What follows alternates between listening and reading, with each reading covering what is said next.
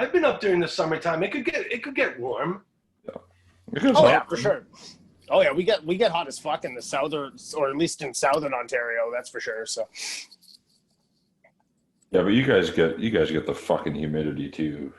Oh, dude, the humidity is fucking nuts out here. So even in the wintertime, it is a different kind of winter out here. It's not like dry cold. It's fucking like thick, ice wet cold. You know what I mean? It's a heavy, chunky cold. Yeah. Yeah. I can feel it in my beard.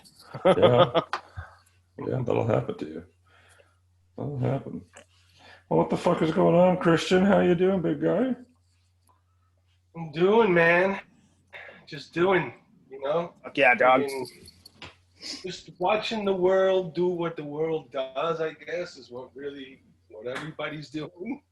Yeah, truth, right? Fucking. You know? I don't know. We'll see what the rest of the year got up. But I mean, apparently, I don't know. Let's see what the fuck is really happening. What's happening is I should have been on tour a long time ago, and this COVID shit fucked up my entire plan. And I get it. It's fine. I get it. Let's just, let's get everybody feeling good, and at least let's get past the stage so that we could have some shows. So at least I could get back to like legitimate work, even though I'm doing things, I'm complaining about work. But man, I'd love to be out playing some shows right now and doing that. But other than that, just, doing some side work, very lucky to have some session work and stuff like that. But man, I'm waiting for the shit to be over with, dude. Yeah, man. The world do what the world does. It's under quarantine, which is, I guess, argue with each other. I've been on Twitter, like, basically telling people off that think they know what's going on, and just correcting people, just correcting people. That's all it is. Isn't it crazy? There are so many people that they're like, well, I told you once Joe Biden got in here, keep going. If Trump was still president, forget about it. The world's ending. Oh, the world's ending. Forget about it. Now the world's over. Everything I see is, forget it. Now it's done. What's going to happen is we're a communist country now. That's right. 5 hours ago, we were fine, right? No, now that it's done, 5 hours ago, everything was perfect. Don't change nothing. Yeah. One election, now we're a communist country. The world's over. We might as well put everything up to China. It's like, whoa, calm down. Easy, guys. Oh, yeah, exactly. Well, that's just, you can't please everybody, but I always try to avoid those. I try to avoid those arguments on, like, social media, like the plague. It's just like, it's not worth the stress. I don't need to lose any more hair on my head. So. Yeah, exactly. Look, I agree with you. Like Facebook and all the other ones, there are too many characters. But Twitter, it's like short characters. You only got so much you could respond, and then Twitter doesn't want you saying more shit than that. Yeah, for sure. Look, say what you got to say and shut the fuck up already, basically, is what Twitter is. Yeah. But on Facebook, you'll see like 20 paragraphs crunched into one post of like, Bro, and sometimes you get good information like that, but holy shit. Yeah. Man. You read half of it. Paper in college, I guess, huh? Where you're supposed to come back the information. Yeah. Yeah, right. At that point, it's just like I start reading some of those posts, even from some of my friends, and I'm like, I'm just gonna stop reading and keep scrolling by. It's too much sometimes. Like some posts, like there have been friends that have posted like they had like a terrible car accident, and at one time a friend of mine posted like everything that happened during the day and while the accident was happening and how we wound up at the hospital, and I thought that was like, whoa, this is intense. That was like an intense post. But to like have this long ass post about your opinion, really, man, like everybody's got a fucking opinion, everybody. Yeah. So opinions on down. At least on Twitter, they don't let you get too crazy. People say the craziest shit on there, but you got to hurry up and say it. Yeah, exactly. Get the bullet points. Do you still have your ballot printing machine for sale? $250, right? Dude, I'll stop making fun. I'll stop making fun like in a couple weeks. Keep it going for a bit. It's keep it going for a bit. I go on Twitter every once in a while and I see you trolling people from time to time, and I just sit there chuckling. I'm like, man, it's a funny time in the world, It's a funny ass time in the world. I actually started watching It's this guy. He's definitely a far leftist, but he's a Canadian. It's Chris Savalas on YouTube. It's like a YouTube guy, you know, that does like commentary the same way Tim Pool does commentary. Yeah, I was gonna say, is he like Tim Pool? Right commentary, or you know, not far right, maybe middle right commentary or whatever. Well, this guy does like middle right to far left. I mean, middle left to far left commentary. And the Canadians are like, you guys are fucking nuts down there. Basically, he's like, you guys can't even get it. And you know, he's smart and politically smart. He understands how politics work, and he's got a lot of really, really good views on things. Even though maybe I don't agree with everything, but he's got a lot of really, really good perspective on things that are leftist perspectives that you really can't argue with too much. You could argue with some things, but some of the things are like arguments that need to be had in today's society, you know? And some of the other, the far righties, they just like, no, that's nothing. Don't talk about it, basically. You know? Yeah. And then I get it, rightfully so. Maybe some people on the left pick a lot of arguments, you know? Because once they see one person picking an issue, then they're all like, oh, well, I got issues to pick too, you know? Yeah. But, you know, other than that, though, I started watching that Canadian commentary guy, and he like, you know, and I learned some things about Canada, like what your minimum wage is, like how the Canadian dollar stands to the U.S. dollar, you know, how the voting actually happens in Canada. And apparently Canadians are obviously a little bit more open-minded than Americans. We still got a lot of like really close-minded people in America. Yeah. Yeah, maybe in Canada you guys do too. Oh, they're here. Trust me. They're fucking here, buddy. Maybe they're just on social media. Yeah, no, they're there too. They're on social media. Oh, they are? Oh, yeah. Oh, my fucking God, dude. Like, back to, like, all the COVID shit, like, I'll just sit there if I want to just get, like, really fucking pissed off.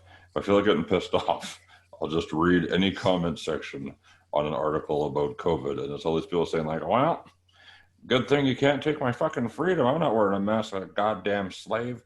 This is like, fuck you. Yeah, how could you even compare that? How could you even compare that to slavery? What are you saying? You'll never take my rights. It's like, you asshole. You know, it's like comparing, like, we all get it. It's on your face and it's uncomfortable. You know, yeah, but it's annoying. Like, let's say that in some places, the sun, let's say the ozone gets really fucked up. The ozone layer. You have to cover head to toe anyways.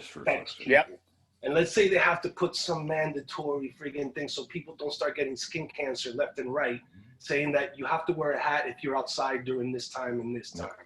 Yeah. So like you're not fucking covering my head for nothing. Yeah. Or you have to wear some kind of, I don't know, man. I mean, I get it that people are like, don't tell me what to do, but you know, if it's going to save a couple of lives, I'm with it, man. Because the people they're arguing against not saving are like veterans. They're like people that went to war for the country, dude. They're, you know, teachers that retired. I mean, like, fuck, man. What, you're going to kill little sick kids who basically made this country cool and great. Yeah. You want to kill you want to be like, nah. Let them stay the fuck home. If they don't want to get the disease, let them stay home. Okay. Yeah, that's just, I mean, let fair. them stay home, but, you know, maybe they want to go to the supermarket. So if you go, wear a mask. It's not that complicated. It's not that complicated at all. It's not. One comment I saw just I don't like it either. You know, it's uncomfortable, but when I walk into the store, I put it on. When I get out of the store, I take it off. Take it off, yeah. Big fucking deal. Is that? It's simple. You know, I still see some videos on Twitter of people like throwing the whole biggest fit. Life is destroyed when they get asked to put on that mask at the store. You know, that shit is hysterical. No, it's ridiculous that it's funny that it's still happening. Like there's still like there was a dude in Regina, wasn't it, Joe? A guy posted where he walked into a Best Buy and they threw him out of the Best Buy, and security literally, like as he was recording himself, threw his ass out onto the parking lot after he was refusing to wear a mask. And they're just like, and he's like, you know what though? Because they made it a law here, or not a law, but they say, you know, if you're going indoors anywhere, you're wearing a fucking mask now all throughout. Yeah. It used to be just the 3 cities in Saskatchewan, but now it's fucking anywhere. And is that like a county thing in Canada? They let the counties decide one by one when they're going to put in that mandate. More or less, yeah. More I think, or less, right? but the federal government is kind of like has said many times to us specifically, like, get your shit together. Sure, we're coming. You know, and it's like just show up. No, that's something that was never done here in the U.S. They never did that. They like the federal government never really took it serious. Yeah, you know. Our federal government, a small window of time, but by the time they took it serious, it was already late. There was like 1,000 people dying a day in New York City and shit, you know. Yeah. Our federal government. Like, COVID's coming back. They're saying and all this shit, and I'm like, Jesus Christ, man.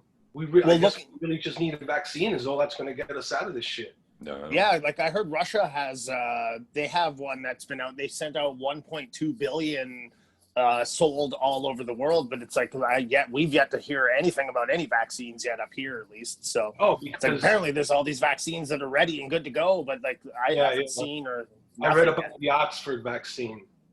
What's that? Yeah, the Oxford vaccine, and I think a couple Scandinavian countries developed one too.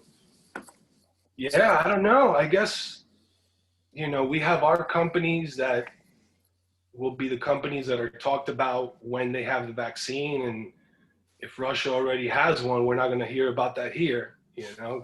You're not going to hear about that. Yeah. Well, that just perpetuates fucking everything in America. Yeah. It's like the Russians have a fucking vaccine. Well, fuck that. Right, I'd rather die. What you would hear is like, oh, we hear the Russian vaccine is killing people over there. Yeah, that's the Russian vaccine is microchip, I guess. I'm not going to fucking take it. Yeah. And then you get all those anti-vaxxers coming up with these like crazy theories about a bunch of shit. I work with an anti-vaxxer, so she spouts her. Funny about it, okay, this is the funniest thing about anti-vaxxers. Ready? Yeah. The funniest thing about anti-vaxxers is that they're all vaccinated. Yeah. Well, yeah. But they don't keep their kids. That's the thing that becomes this like my kids will never be vaccinated. And like, cool, enjoy getting polio. That's like them saying, a person that becomes an anti-vaxxer that is vaccinated then they should first say, I'm broken because I'm vaccinated. Yeah. They should first then, if they really want to sell that, mentality, first you'd have to accept that you're broken and show proof that you're broken because you were vaccinated. Yeah. Yep. And then maybe you could say, and because I'm broken because I was vaccinated, I'm not going to do that to my kids. But to like something on the webpage, I mean, everybody in the world is vaccinated. I don't think any medicine is fully safe, dude. There is no safe, fully 100%. There is, when you go to get an operation, they tell you 1% of people that go in an operating room don't come out of there alive. And they make you sign a fucking paper that says you're not going to sue the hospital if they kill you in there. Yeah. Yeah, exactly. Unless they really fuck up, unless they make a massive mistake, then there's malpractice. Of course, but they make you sign a paper that says, look, you accept that there's a 1% chance you could die in that operating room. Yeah. Yep. And you sign it because you need the operation. Or else you're not going to have the surgery. You need that. Yeah, exactly. They need to cover their own ass too, I guess. So it's like, I kind of understand that, but it's like there's risks with everything. There's a fucking risk if I decide to walk across the street and I decide I get smoked off by a car driving by, There's a risk with everything in life, so it's just... Medicine will never be fully 100%. I mean, people go to the dentist and get sick, and people go to the dentist sometimes and fucking die because they're like, something happened, they got an infection, or whatever. Yep. But there's risk with everything. That's the bottom line. Yeah. And I mean, people that are vaccinated, that are anti-vaxxers, that's like crazy. It's like, you're vaccinated.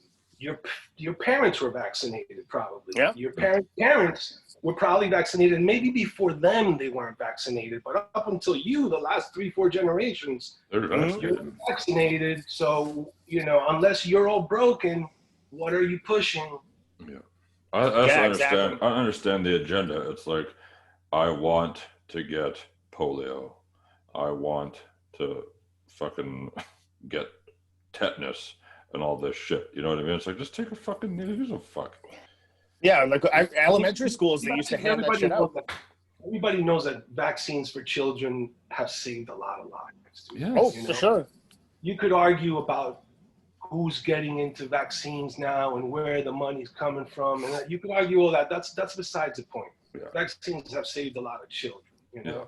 And even with my kid, with my youngest daughter, I understand there's like concern of this is a lot of medicine being put into children at once.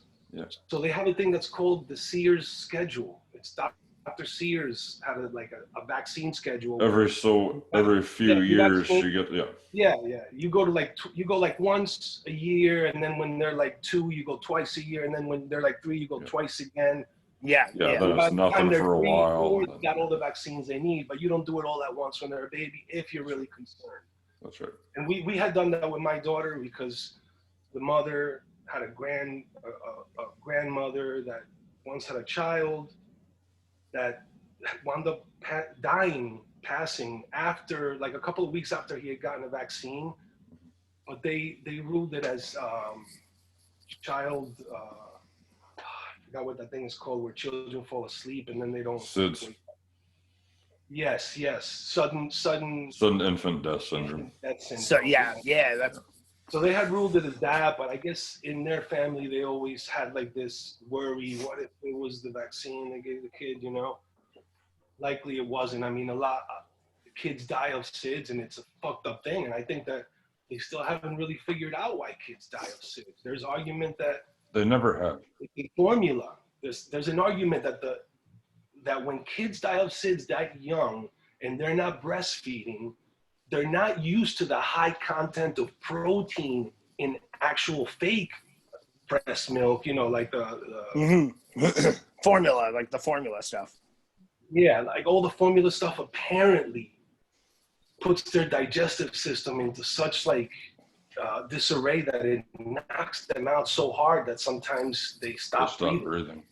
But there's different arguments as to why it would occur, but to say a vaccine killed a kid, I don't know. It'd have to be like an extreme case of something really fucking wrong. Something was bad at the lab with the vaccine, or this kid had, you know, a high risk thing that nobody knew until he got the vaccine, and then that killed him, you know? But I don't know, man. I ain't trying to. I'm not trying to get the vaccine too fast either. No. You know what I mean? Like, I'm not. I don't know if I'm going to be the first. I'm not going first round. I'll go second. Third. I'll go second or third for sure. I mean, you could technically say the first round people went, right? But that's still testing, so that's not really a first public round, because those people I think have to sign disclosure agreements where they can't talk about what happened through the testing phase. Really? You know? So I'm sure they would. When they put it out in the public, then you're going to hear people like, "Oh, I got this." There's going to be Facebook threads about how they got sick. Yeah, I've never been the same since I got that vaccine. I was better off getting COVID.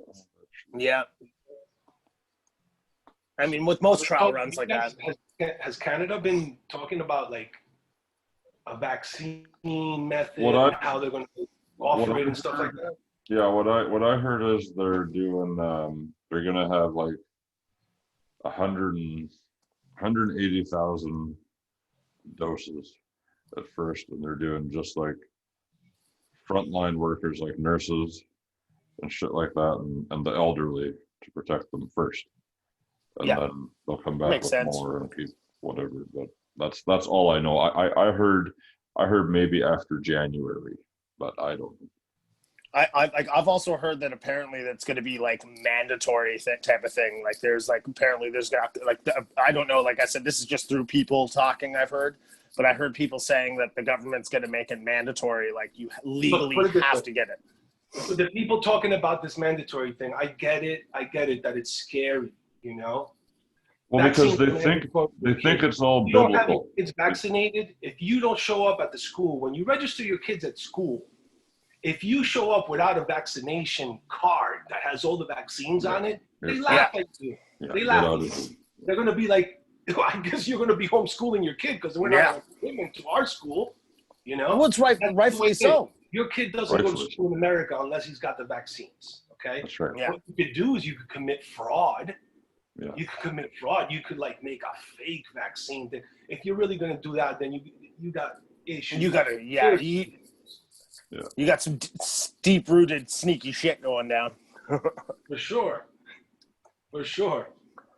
I just think right off the I don't hop. think I don't. I'm sure that if they take care of the high risk people first, Yeah. hopefully they don't kill them. That's all I'm saying.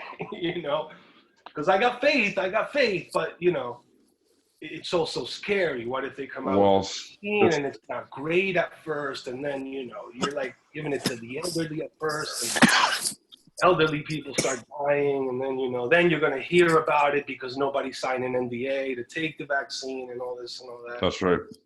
Well, it's just scary because, like, by all accounts, this was one that didn't take that fucking long to make. And if and the argument could also be if it's a great vaccine, what the fuck took so long with the other ones? Right.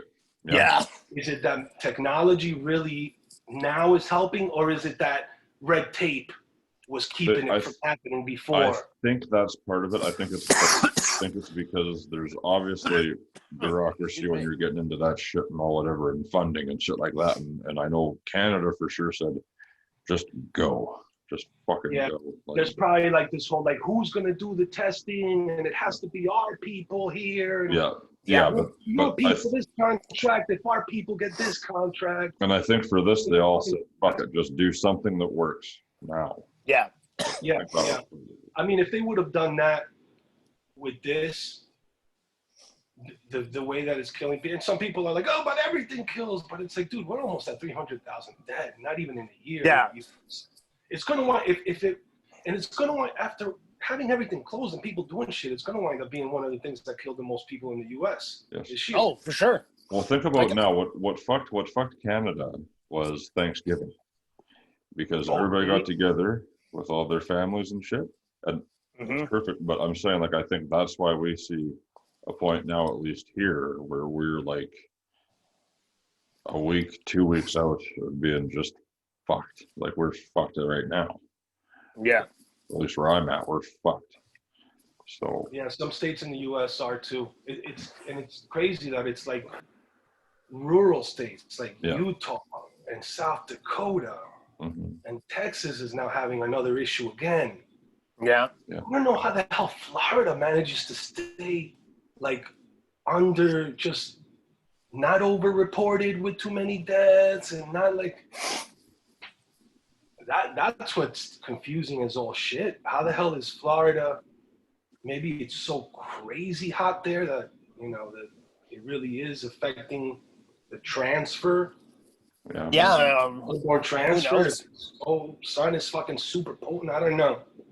Yeah, man, it's hard to tell because like the book changes. Like there is no real guidelines because they change every day. It's like there's there's new like at least in here in Ontario they're implementing. So like our restaurant that I work at, they were not allowed to listen to music in the restaurant, so customers can't hear music, and you're not allowed to like yell or talk to each other, or like you're like it's weird, like it's like we're not allowed to listen to music and stuff like that. We've had to be wearing masks in the kitchen now for the last 2.5 months now. Before it wasn't a thing, but rules just keep changing and rules keep getting added on. It's really hard to keep up with. It's like every week there's a new guideline, and then this thing doesn't matter anymore. And then 2 weeks later we go back to the thing they said it wasn't a problem. It's all over the map. So it's just really hard. Yeah. It's almost like there is no way to run a business with something like this, dude. You know, no. If you own a restaurant in the U.S., like you're saying in Canada too, if you own a restaurant in the U.S., you are fucked right now, dude. Oh yeah. So luckily the restaurant I work at, the guy that owns the place, it's like a house that got converted into a restaurant, and he owns the building, so he doesn't have to worry about paying rent. So I think that's one of his saving graces. I'm sure that's actually one of the smarter things that restaurant owners do in order to consolidate overhead and consolidate debt is try to get into a situation where they could own a building that the restaurant is in. Yeah, but there's also other revenue coming in from the building. Yeah, like luckily my restaurant is built in a residential area, so there's not a lot of, it's very far from downtown.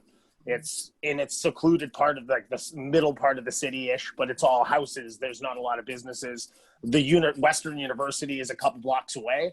But it's like, aside from that, it's pretty much, you'd have to go really far out of your way to come to our restaurant. So I think that's kind of one of the saving graces too. So did they make you guys, or did they allow you guys to do like outdoor eating during the summer? Yes. Yeah. We converted half of our parking lot because we already had a patio, which could probably seat maybe 20 people. But they expanded and we took half of our parking lot and built picnic tables and had like umbrellas and stuff all set up there. So that gave us another 20 to 25 more seats. Plus we can do 50% capacity in the restaurant. So it's enough to just kind of sputter by. But it's definitely like you're missing out on so many sales, especially the longer these restrictions go. Inside is definitely at least better than what they over here. They just tonight, actually, on Wednesday night at 10 p.m. in 2.5 hours, the mandate goes into effect where there's no more indoor dining. You could just do the outdoor thing. Oh, wow. Well, at least in California, that's you fucking as long as it's not raining, it's usually good. Yeah. Yeah. And most of the at least where I live, almost all the restaurants have parking lots and big sidewalks that they could do that on. But restaurants in LA and stuff like that, they don't have a spot to put outdoor stuff. You know, they're like in the middle of buildings, you know, one building after the other, and really the entryway to the restaurant or indoors, you know. Truth. It's like a couple places in downtown here in my city are like that too, where it's a lot of those a lot of the restaurants, private restaurants, have like closed their doors permanently.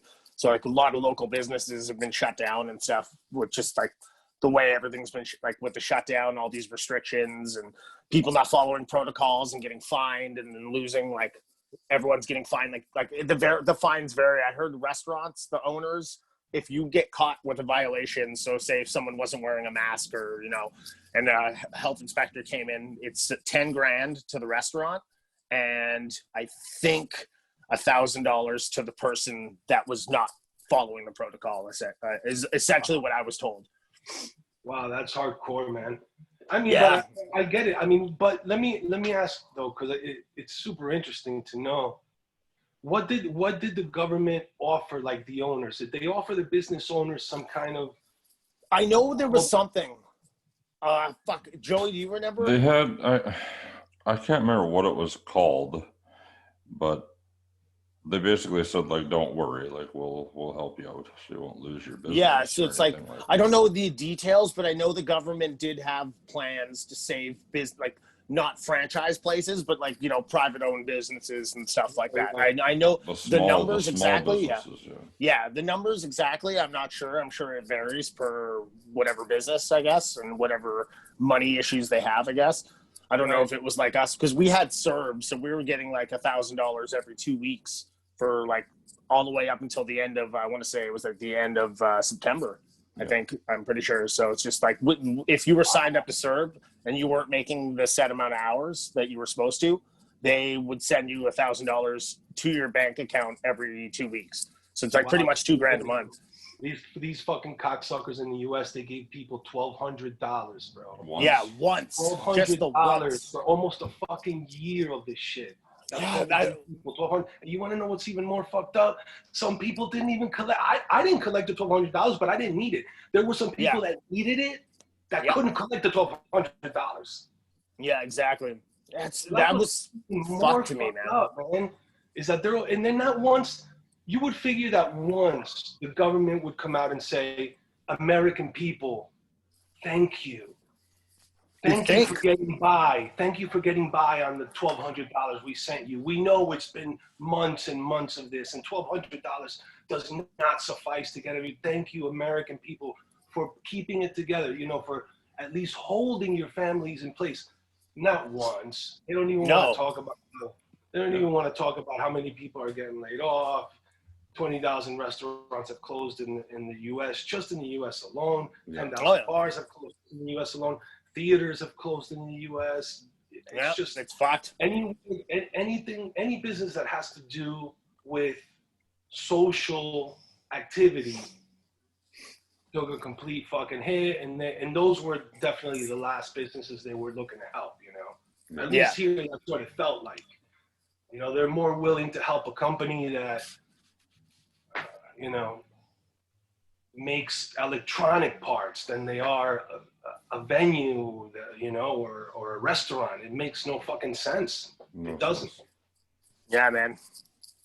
You would figure at least it'd be fair. It'd be like, okay, send in your form, and we're gonna get to it. You're not gonna be told the funds ran out, and we're gonna have to take your contact information down, and we're gonna let you know when the second relief plan is put through, so that you can come back and fill out another form. But you would figure at least they would be like, put your form through. We're gonna get to it, whether it's this month or next month. We're going to get to it, and something will be made available to you. Yeah. Yeah. There should be some sense of security. Yeah. But, I don't know. Maybe the country's so divided they could fucking probably get anything over on us right now. Yeah, truth. True. It's just they're going to argue about it all over the place, and the people that are going to get fucked are the people, Yeah. As is usually the case, unfortunately, when it comes to that kind of stuff. It is amazing that they offered you guys that kind of relief plan, dude. No, we were fuck. That's why I keep saying I couldn't be any more grateful to be a Canadian, right? It's just like fucking. I feel so bad. Like I was like every American I spoke to about it, just like hearing that they only got that one. What was it called again? Stimulus. Stimulus package. Yeah, the one stimulus. Yeah. Well, one was the PPP, the Paycheck Protection Program. And then the other one was the straight stimulus check. I think the PPP was meant for businesses. Okay. Yeah. My parents own a business. My parents own a construction business. They've had a construction business for 20, 30 years in New York City. And they have like 10 workers. They didn't qualify them for the PPP. They told them what I told you. They told them money ran dry, and it went fast. You got to come back. We're going to let you know when the second stimulus PPP package is up, and then that way we're going to put yours through then. Yeah, that's fucking such a crying shame. Because we were lucky. Like if it wasn't for the CERB, I probably I mean, obviously rent places when you came to paying rent, they were a lot more lenient, so you didn't have to there was no rush to pay it. But it's still, that's a lot that builds up, right? That's a big amount of money that you're going to eventually end up owing. So it's like once it's all said and done, you're like, oh, cool, now I'm starting to work again, but now I have all this fucking debt that I got to clear away. So right, like Diego, Diego from Molino owns a tattoo shop. Tattoo shop had to be closed for what now? Since March, I think, is when they closed. His tattoo shop has been closed the whole time. Now, they passed that rule, like you said, where he doesn't have to pay for his rent right there and then. Because they have that new mandate or law that's if your business is closed, you don't have to pay the rent. But his landlord is like this, counting 1, 2 months, 3 months, tacking it up, 4 months, 5 months. And then he's going to have to pay off all that money in a year. They give them a year to pay it off is what they do in California. But think about that. You're basically getting your business back in order, and now you got this $20,000, $30,000 debt that you're supposed to be adding on to your monthly mortgage or rental payment or lease or whatever it is you're taking. It's fucking most people crazy, dude. And they owe people $1,200. That's what's crazy is. Yeah. Here's $1,200 though. Good luck. Because you say all the other stuff, and then but the government helps some people. And it's like, okay, all right, well, at least the government helped. But you do all this crazy shit, and then you go and the government get people to $100. Yeah, exactly. That's just a huge insult, the amount of taxes everybody pays and shit like that. And it's like that's what we get. It's $1,200. Yeah, no, but they don't want, obviously government for reasons isn't going to tell us how much money they really make from the citizens. Well, of course they won't. Yeah, and they can tell us that. We all know how public funding works, I've been through the system, and as accurate as the system can be sometimes, the people work at their own pace, and they do so because of budgeting reasons. Because if they get the work done too fast this year, they're going to be like, well, you got the work done in 3/4 of the time last year, so we're going to give you 3/4 of the budget this year. Right? But the way they do it is they want to grow the budget. So they're like, hey, look. Drag it out, Break it down, exactly. Break it down, or else we're not going to get the budget money we need next year. They're not going to be able to apply for the same amount of money and things like that. But shit, dude, I'm gonna move to Canada, bro. Yeah, do it. BC's a fucking beautiful country. Fuck, man, if you guys have a beautiful warm province. spot, I would probably consider it. If Yeah, what? well,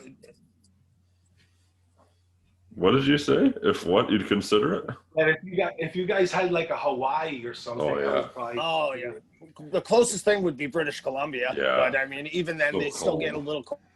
Well, it's still a little cold, I guess, but a little bit of snow, but not as much as like the central parts or like eastern Canada, I guess.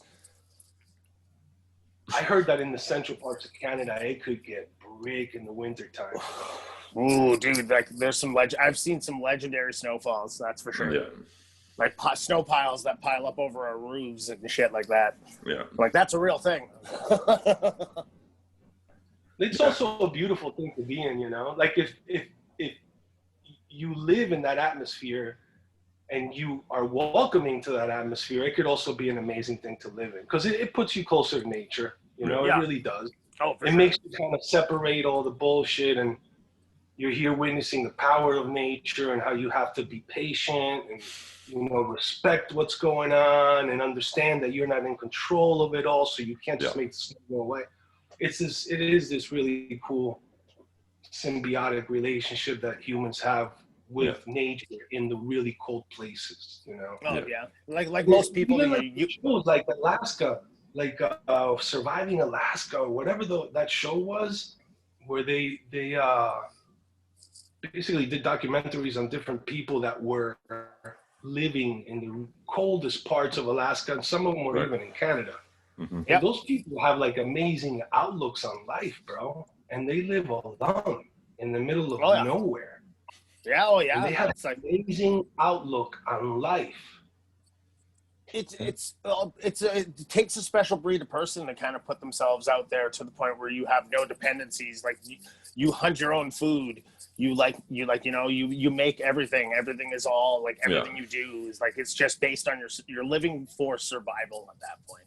And I think at that point, when you put yourself into that perspective, I believe that a lot of people would probably kind of have a better perspective of things when you don't have all these things, computers and all this other shit and stuff, right? It's like you take a lot of things you take for granted, and once you take it away and you're living off the land and stuff. Like I think I know what show you're talking about. I think I watched this one too, so it's like a lot of I forgot what the name of it was, but it was like 5 or 6 different people, and they would just go to different parts of the northern hemisphere where they lived, you know, and they would always separate them by obviously their names, but also by how far they lived from the North Pole. Yeah, I like, think I definitely saw that. 600 miles from the North Pole. Yeah. Yeah. Like I think definitely there was a couple people in Alaska I know probably